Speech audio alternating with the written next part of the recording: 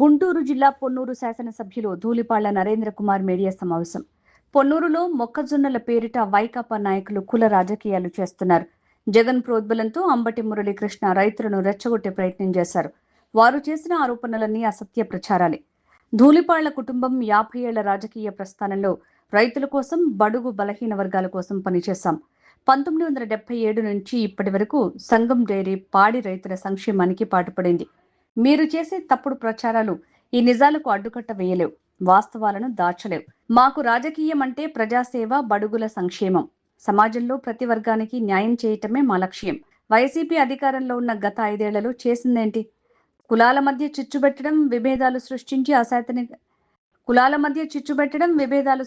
అశాంతిని కలిగించడం, అధికారంతో బడుగుల మీద దౌర్జన్యాలకు పాల్పడ్డారు.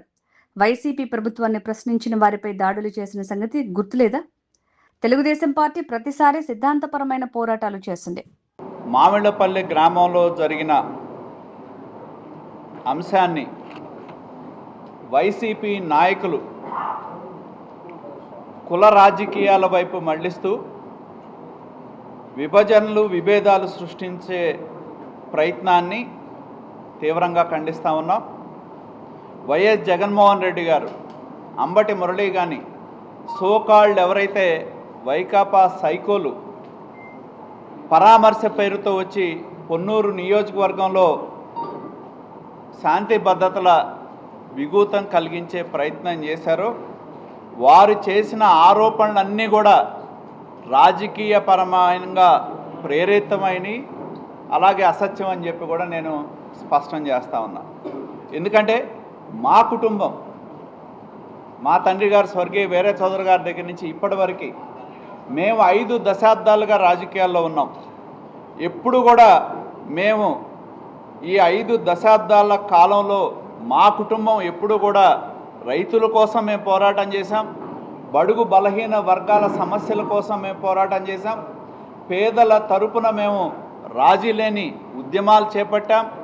ఏదైతే 1977 నుండి ఈనాటి వరకు సంగం డైరీ వ్యవస్థ లక్షలాది మంది పాడి రైతులకు ఆలంబనంగా మారిందో, వాళ్ళ యొక్క అండగా ఉండే విధంగానే మేము పనిచేసామని చెప్పి కూడా నేను తెలియజేస్తా ఉన్నా. కాబట్టి మీరు చేసే తప్పుడు ప్రచారాలు ఏవి కూడా ఈ నిజాల్ని అడ్డుకట్ట వేయలేవు, వాస్తవాల్ని మరుగుపరచలేవు అని చెప్పి కూడా నేను తెలియజేస్తా ఉన్నా. మాకు రాజకీయాలంటే ప్రజాసేవ, అదేవిధంగా బడుగుల సంక్షేమం, రైతుల యొక్క లబ్ధి చేకూర్చటం, అదేవిధంగా ప్రతి వర్గం, సమాజంలో ఎన్నో వర్గాలు ఉంటాయి, ప్రతి వర్గాన్ని గౌరవించటమే మా కుటుంబానికి మేము నేర్చుకుందని చెప్పి కూడా నేను తెలియజేస్తా ఉన్నా. వైసీపీ నాయకులు వాళ్ళు ఎవరైతే మాట్లాడుతూ ఉన్నారో, మరి మీరు గత 5 సంవత్సరాల కాలంలో మీరు చేసింది ఏంటి అని చెప్పి నేను అడుగుతా ఉన్నా. కులాల మధ్య చిచ్చుబెట్టడం, విభేదాలు సృష్టించటం, అలాగే ఏదైతే ప్రజల భావోద్వేగాలు రెచ్చగొడటం, అశాంతిని కలిగించడం, అధికారం ఉండదని చెప్పి బడుగుల మీద దౌర్జన్యం చేయటం, ఎవరైతే తమ ప్రభుత్వానికి వ్యతిరేకంగా ఉన్నవాళ్ళు ఎవరైతే ఉన్నారో, ప్రజల వాణిని వినిపించే వాళ్ళు ఎవరైతే ఉన్నారో, గత ప్రభుత్వంలో ఎన్ని దాడులు చేశారో ఇవాళ వరకు కూడా కళ్ళకు కట్టినట్టు కనపడతా ఉంది. ఎవరైతే తమతో రాజకీయాల్లో ఎప్పుడు కూడా తెలుగుదేశం పార్టీ కానీ మేము కానీ సిద్ధాంతపరమైన పోరాటాలు చేశాం. కానీ గత 5 సంవత్సరాల కాలంలో మీ యొక్క ప్రజా వ్యతిరేక చర్యల వల్ల 11 సీట్లకే మిమ్మల్ని పరిమితం చేసినా కూడా ఇవాళ వాళ్ళకి ఏదైతే 5 సంవత్సరాలు రాజకీయ పరమైన అహంకారంతో ఈ రాష్ట్రంలో రాజ్యమేలారో, దాని కింద నలిగిపోయిన ప్రజలు 11 సీట్లకి పరిమితం చేసినా కూడా ఇవాళకి వైకాపా నాయకత్వం కానీ, అధినాయకత్వం కానీ, నాయకుల వైఖరి కానీ మారలేదని చెప్పి మీ చర్యల ద్వారా స్పష్టమవుతా ఉందని చెప్పి నేను తెలియజేస్తా ఉన్నా. ఇది నేను తెలియజేసేది ఒకటే, ఇది ఇవాళ చేస్తూ ఉన్న ఈ విద్వేషపరమైన రాజకీయాలు మీరు ఏదైతే గత 5 సంవత్సరాల్లో పునాది వేశారో, ప్రజావేదిక విధ్వంసం ద్వారా ఈ రాష్ట్రంలో విద్వేష రాజకీయాలకు పునాది వేశారో దాన్ని మంటల్లో మీరు కాలిపోయారనేది గుర్తుంచుకోవాలని చెప్పి కూడా నేను తెలియజేస్తా ఉన్నా. మళ్ళీ ఇవాళ అధికారం కోల్పోయిన తర్వాత అదే విధమైన దీంతో ఎక్కడికక్కడ విభేదాలు రెచ్చగొట్టమో విద్వేషాలు రెచ్చగొడతామో రప్ప అని చెప్పి యువతని రెచ్చగొట్టే ప్రయత్నం చేయటం, కేసుల్లో ఇరికించటం, వాళ్ళ భవిష్యత్తుని పాడు చేయటం, ఇది ఒక ఆంధ్రప్రదేశ్కి తీవ్ర నష్టం చేకూర్చే పరిస్థితి ఉంది. ఎందుకంటే ఏదైతే మీరు చెప్పారో 17 మెడికల్ కాలేజీలు డబ్బులు లేకపోయినా ఇచ్చారు, నిధులు లేవు, రాష్ట్రాన్ని లక్షల కోట్ల అప్పుల్లో నింపారు. ప్రభుత్వం దాన్ని తీసుకురావాలని చెప్పి ప్రైవేట్ పార్ట్నర్షిప్ కింద తీసుకురావాలనే ప్రయత్నం చేస్తే మేము జైల్లో వేస్తాం, రేపు ఎప్పుడో మేము అధికారంలోకి వస్తామని పగటకల్లగానే మీరు జైల్లోకి వేస్తామని వచ్చే వాళ్ళని కూడా భయపెట్టే ప్రయత్నం కూడా ఇవాళ కూడా చేస్తూ ఉన్నారని చెప్పి నేను తెలియజేస్తా ఉన్నా. కాబట్టి దీనివల్ల నష్టం ఆంధ్రప్రదేశ్ జరుగుతూ ఉంది, ప్రజలకు జరుగుతూ ఉంది ఈ వైఖరి వల్ల అని చెప్పి నేను తెలియజేస్తా ఉన్నా. ప్రభుత్వం ఎక్కడ సమస్య ఉంటే అక్కడ ప్రభుత్వం స్పందిస్తూ ఉన్న నేపథ్యంలో మరి ఇవాళ ఇప్పటికీ వాళ్ళ యొక్క వైఖరి మారలేదు అని చెప్పి వాళ్ళ చర్యల ద్వారా స్పష్టంగా కనపడతా ఉంది. గత 5 సంవత్సరాల్లో మీరేం చేశారో ఒకసారి గుర్తుపెట్టుకోవాలి. గ్రామాల్లో విభజనలు సృష్టించారు, ఎంతోమంది వేలాది మంది కార్యకర్తల మీద కేసులు పెట్టారు, కుల రాజకీయాలు చేశారు, ప్రజాస్వామ్య వ్యవస్థల్ని నిర్వీర్యం చేసిన మాట వాస్తవం కాదని నేను అడుగుతా ఉన్నా. అదేవిధంగా రాజకీయంతో రాజకీయపరమైన కక్ష సాధింపుతో రాష్ట్రాన్ని ఏ విధంగా అస్థిరపరిచారో మీరు ఒక్కసారి గుర్తుంచుకోవాలని చెప్పి నేను తెలియజేస్తా ఉన్నా. చివరికి జడ్జిల మీద వాళ్ళ యొక్క సంబంధించిన కుటుంబాల మీద మీరు చేసిన దాని మీద సిబిఐ కేసులు వేస్తే ఎంతోమంది మీరు ప్రేరేపిత వ్యక్తులు ఎవరైతే ఉన్నారో సిబిఐ అరెస్ట్ చేసిన మాట వాస్తవం కాదా అని చెప్పి నేను తెలియజేస్తా ఉన్నా. ప్రజాస్వామ్య వ్యవస్థలన్నీ కూడా నాశనం చేశారు అధికారాన్ని అడ్డం పెట్టుకొని. మరి గతంలో ఎవరైనా ఆందోళన చేయాలి అంటే ప్రతి రాజకీయ నాయకుడు బయటికి వెళ్ళాలంటే పోలీసులు ఇంటికి వచ్చే పరిస్థితి. చంద్రబాబు నాయుడు గారు ఇంటికి రావాలి అంటే ఆయన గేట్లకి తాళ్లు కట్టిన పరిస్థితి. ఇవాళ ఎవరైతే మీరు జోగి రమేష్ గురించి సర్టిఫికేట్ ఇచ్చుకుంటున్నారో ఆ జోగి రమేష్ చంద్రబాబు నాయుడు గారు మంత్రిగా ఉండి మీ క్యాబినెట్ సహచరుడిగా ఉండి ఉంటాయి, రాజకీయపరమైన విభేదాలు ఉంటాయి, సిద్ధాంతపరమైన విభేదాలు ఉంటాయి, రాజకీయపరమైన పోరాటాలు ప్రతిపక్ష పార్టీలుగా చేయటం ఆనాడు మా బాధ్యత. మరి ఆనాడు నీ క్యాబినెట్ సహచరుడిగా ఉన్న మంత్రి చంద్రబాబు నాయుడు గారి ఇంటి మీదకి దాడికొస్తే కనీసం దాన్ని ఖండించకపోగా భుజం తట్టి ప్రోత్సహించి నువ్వు జగన్మోహన్ రెడ్డి ఇవాళ ప్రజాస్వామ్యం గురించి మాట్లాడితే మరి దెయ్యాలు వేదాలు వాళ్ళు ఇచ్చినట్టుందని చెప్పి నేను తెలియజేస్తా ఉన్నా. గత ప్రభుత్వంలో మనం చూసాం, ఒక డాక్టర్ సుధాకర్ అనే వ్యక్తి మాస్క్ అడిగితే అతను పిచ్చోడని చెప్పి ముద్రేసి వైజాగ్ నడిబొడ్డులో పోలీసుల చేత బేడీ వేయించితే మరి అతను చనిపోయిన పరిస్థితి కూడా ఒకసారి గుర్తుంచుకోవాలని చెప్పి నేను తెలియజేస్తా ఉన్నా. అదేవిధంగా ఇక్కడున్న మాచర్లలో మా బోండా ఉమా లాంటి వ్యక్తులు, కిషోర్ అనే లాయరు మున్సిపల్ ఎన్నికల కోసం వెళ్తే బహిరంగంగా మీ పార్టీకి సంబంధించిన నాయకులు ఆ కారు మీద దాడి చేస్తే మరి ప్రత్యక్షంగా పట్టపగలు దాడి చేస్తే ఆ రోజు మీరు ఏం చేశారని చెప్పి కూడా నేను అడుగుతా ఉన్నా. మరి తోట చంద్రయ్య అనే వ్యక్తి ఆ రోజు పార్టీ మారలేదనేది చెప్తే గొంతు మీద కత్తి పెట్టి నువ్వు పార్టీ మారతావా లేదంటే మారనంటే మరి ఆ కత్తితో గొంతు కోసిన విషయాన్ని ఇంకా ప్రజలు మర్చిపోలేదని చెప్పి కూడా నేను తెలియజేస్తా ఉన్నా. మరి పొద్దుటూరులో సుబ్బయ్య అనే వెంకట సుబ్బయ్య అనే బీసీని ఏ విధంగా చంపారో మనం చూడటం జరిగింది. ఇలా చెప్పుకుంటా పోతే చివరికి ఈ గుంటూరులోనే రంగనాయకమ్మ అనే ఒక మహిళ ప్రభుత్వానికి వ్యతిరేకంగా ఒక పోస్ట్ని మరి ఫార్వర్డ్ చేసిందనే నెపంతో ఏ విధంగా హింసించారో మనం చూడటం జరిగింది. ఏదైతే ప్రజాస్వామ్యానికి వారధులుగా గొంతులు వినిపించే పత్రికలు కానీ ఛానల్స్ ఏవైతే ఉన్నాయో వాళ్ళ మీద రాజద్రోహం నేరం పెట్టిన విషయాన్ని మీరు మర్చిపోయారని చెప్పి నేను అడుగుతా ఉన్నా. ఎందుకంటే కేవలం ప్రజలు తమకు అధికారం ఇవ్వలేదనే అక్కస్తోనే ఇవాళ మళ్ళీ ఈ రాష్ట్రంలో విభేదాలు సృష్టించే ప్రయత్నం ప్రతిపక్షంలో ఉండి చేస్తూ ఉన్నారు. ఎక్కడ మీరు పర్యటనకు వెళ్ళినా, ఎందుకంటే ఈ గుంటూరు జిల్లాలో మీ కార్యకర్త మీ కారు కింద పడితే కనీసం దాన్ని పట్టించుకోకుండా పర్యటన చేశారంటే మరి దాన్ని బట్టి మీ నైతికత ఏంటి అనేది తెలుస్తూ ఉందని చెప్పి కూడా నేను తెలియజేస్తా ఉన్నా. ఎక్కడికి వెళ్ళినా దానికి ఒక స్క్రీన్ ప్లే చేయటం, దాన్ని మీకు తీసుకొచ్చి మన చిత్తూరు జిల్లా వెళ్ళారు, మామిడికాయలు వాళ్ళ నాయకులే తెస్తారు, వాళ్లే బోస్తారు, వాళ్ళే దొక్కిస్తారు, వాళ్ళే మాట్లాడతారు.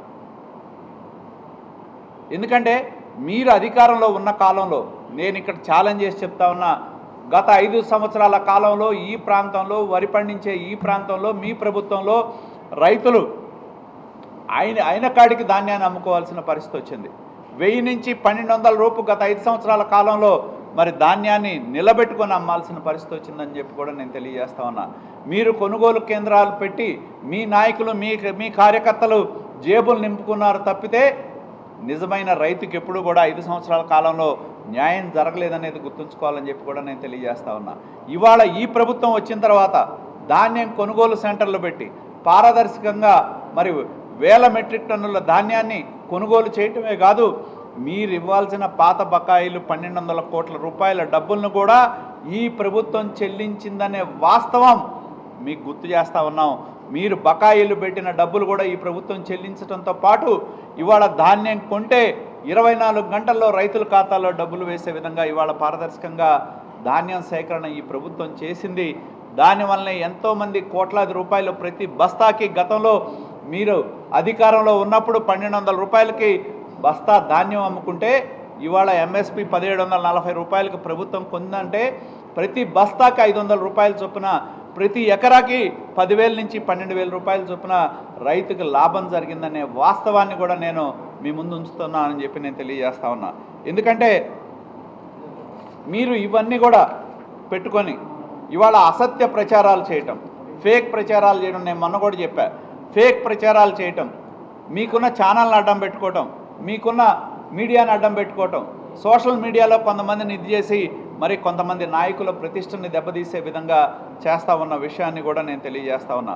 మేము ఉన్నామంటే మా కుటుంబం రాజకీయాల్లో ఉంది అంటే 5 దశాబ్దాలుగా ప్రజల అభిమానంతో ఉన్నాం, ప్రజల నమ్మకంతో ఉన్నాం, ప్రజల విశ్వాసంతో ఉన్నాం, ప్రజల యొక్క ఆదరాభిమానాలు మాకున్నాయి. కాబట్టి 50 సంవత్సరాలుగా ఒకసారి ఓడిపోవచ్చు, గెలవచ్చు, కానీ 50 సంవత్సరాలుగా మా కుటుంబం ఆ నియోజకవర్గాన్ని ఈ జిల్లాలో ఎంతోమంది ఇవాళ కూడా మరి సంగం డైరీ ద్వారా ఆధారపడియండి, మరి జిల్లా వ్యాప్తంగా కూడా ఇవాళ మా కుటుంబాన్ని ఆదరించే వ్యక్తులు కూడా ఈనాటికి ఉన్నారంటే మా కుటుంబం కులాలకి మతాలకి అతీతంగా మేము పనిచేయబట్టే ఇవాళ కూడా మమ్మల్ని ఆదరిస్తూ ఉన్నారనే విషయాన్ని కూడా నేను స్పష్టం చేస్తూ ఉన్నాను.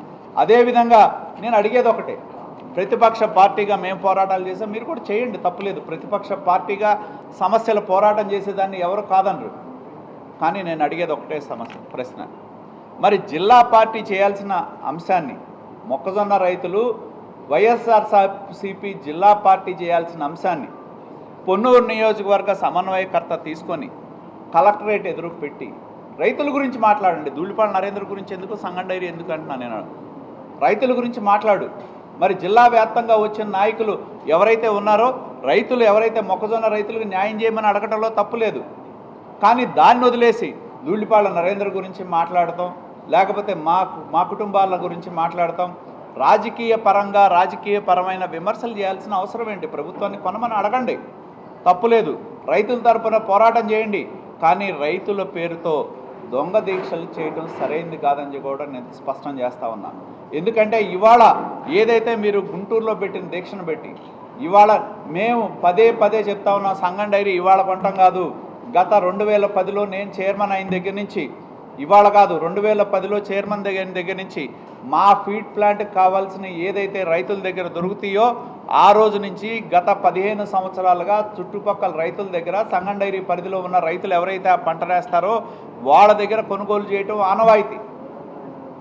ప్రభుత్వాలు కొనొచ్చు, కొనకపోవచ్చు. ప్రభుత్వానికి నేను ఎన్నో సందర్భాల్లో గతంలో కూడా మీ ప్రభుత్వం ఉన్నప్పుడే స్పష్టం చేశారు, సంగం డైరీ ప్రభుత్వం మీద ఆధారపడి వ్యాపారం చేయదు, ప్రభుత్వానికి సంగం డైరీకి సంబంధం లేదు, ప్రభుత్వం ద్వారా మేమేమి వ్యాపారం పెంచుకోలా, ప్రభుత్వం ద్వారా ఏ లబ్ధి మేము పొందలా, మా స్వశక్తితో మేము వ్యాపారం చేస్తూ ఉన్నాం, మేము సంపాదించిన దాంతో రైతులకి మేము లాభాలు పంచుతూ ఉన్నాం తప్పితే ప్రభుత్వం మీద ఆధారపడిన వ్యవస్థ కాదు.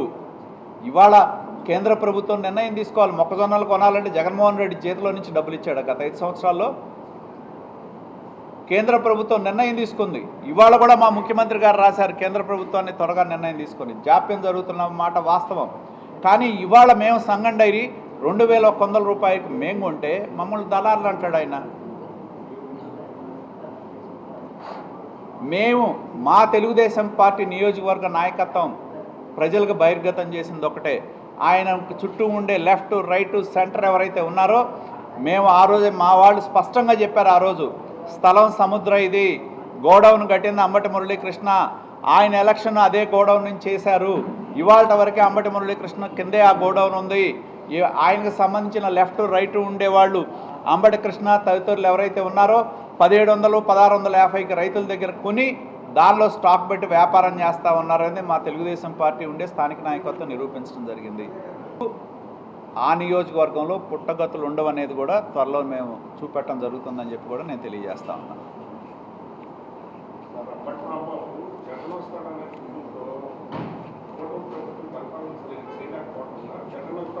మేము మాట్లాడిన మాటలు అన్నీ కూడా కళ్ళకు కట్టిన వాస్తవాలు.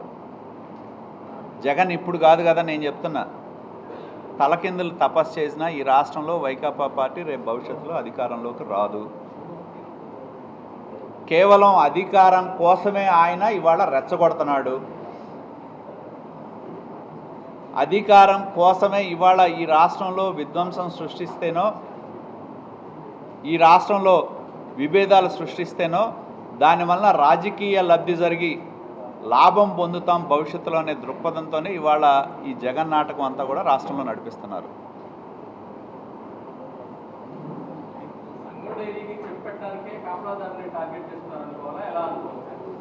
నేను అదే చెప్తుంది, ఇంతమంది నాయకులు నా మీద దాడి చేస్తున్నారంటే నేను ఎంత బలంగా ఉన్నానో అర్థమవుతా ఉంది. సంగం డైరీ వ్యవస్థని బలహీనపరచాలనే కుట్రలు గతంలో కూడా జరిగినాయి, ఇవాళ జరుగుతున్నాయి. కానీ నేను చెప్పేది ఒకటే, ఒక్కళ్ళు కూడా దాన్ని ఒక్క ఇంచు కూడా తాకలేరు. ఎందుకంటే లక్షలాది మంది రైతుల యొక్క ఆశీర్వాదాలు ఆ వ్యవస్థకు ఉన్నాయి. కాబట్టి ఎవ్వరు కూడా దాన్ని తాకలేరని కూడా నేను తెలియజేస్తా ఉన్నాను.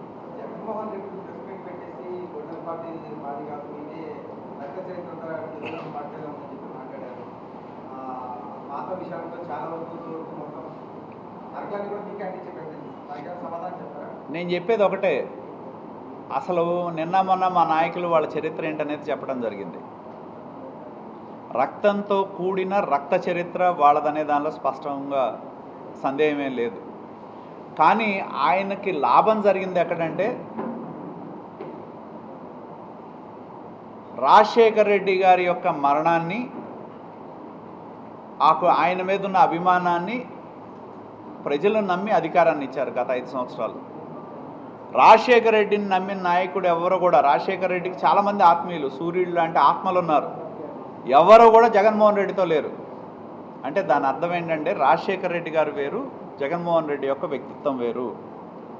రాజశేఖర్ రెడ్డి గారు ఆయన నమ్ముకున్న వాళ్ళ కోసం నిలబడతారు, జగన్మోహన్ రెడ్డి నమ్ముకున్న వాళ్ళ కోసం నిలబడ్డు డబ్బు కోసమే ఉంటాడనేది స్పష్టం, తన స్వార్థం కోసమే ఉంటాడు. ఏ రాజశేఖర రెడ్డి గారి పేరుతో అయితే తండ్రిగా అధికారంలోకి వచ్చారో, మరి ఏ చెల్లినైతే జగనన్న వదిలిన బాణం అన్నారో, ఏ తల్లి అయితే తన జైల్లో ఉన్నప్పుడు ప్రాతినిధ్యం వహించి తన పార్టీ కోసం పనిచేసిందో, వాళ్ళిద్దరు ఎక్కడ ఉన్నారో మనకు తెలుసు. కాబట్టి వాడుకొని వదిలేయటం అనేది జగన్మోహన్ రెడ్డి నైజం. అది కుటుంబం అయినా, బంధువులైనా, ఎవరైనా సరే, ప్రజలైనా అంతే. అలాగే వివేకానంద రెడ్డి గారు చనిపోయినప్పుడు దానికి కారణం చంద్రబాబు గారు అని చెప్పి ఆరోపణలు చేసి, మరి 5 సంవత్సరాల్లో సిబిఐ దాన్ని సంబంధం లేదు, దాని ప్రధానమైన కారణం జగన్మోహన్ రెడ్డి చుట్టూతో ఉన్నవాళ్ళే అని నిర్ధారించిన నేపథ్యం, వాళ్ళ బంధువులను కూడా అరెస్ట్ చేసిన నేపథ్యం, ఎంపీని అరెస్ట్ చేయడానికి వస్తే పోలీసులను పెట్టి అడ్డుకున్నది మనం చూడటం జరిగింది. ఇవాళ కూడా తన పెదనాన్న కూతురు తన తండ్రి హత్యకి న్యాయం జరగలేదని చెప్పి కోర్టులో వ్యక్తి మెట్లెక్కి తిరుగుతూ ఉందంటే, మరి ఆయన ప్రతిపక్ష నాయకుడిగా ఉన్నప్పుడేమో సిబిఐ ఎంక్వైరీ అడిగాడు, ముఖ్యమంత్రి అయిన తర్వాత ఏమో సిబిఐ ఎంక్వైరీ అవసరం లేదని చెప్పాడు. అంటే తన హత్య, వివేకానంద రెడ్డి గారి యొక్క హత్య తనకు తెలిసే జరిగిందనేది సత్యం అని చెప్పి కూడా ప్రజలందరికీ తెలుసు. తనకి అధికారం కోసం ఏదైనా జగన్మోహన్ రెడ్డి చేయగలడు అనే దానికి ఈ సంఘటనలన్నీ నిదర్శనం. రక్తంతో కూడుకున్న చరిత్ర, వందలాది మంది మా కార్యకర్తల రక్తం కూడా తడిసిన చేతుల్ని ఇవాళకి మేము మర్చిపోమని చెప్పి కూడా ప్రజలు కూడా మర్చిపోరని చెప్పి తెలియజేస్తాం.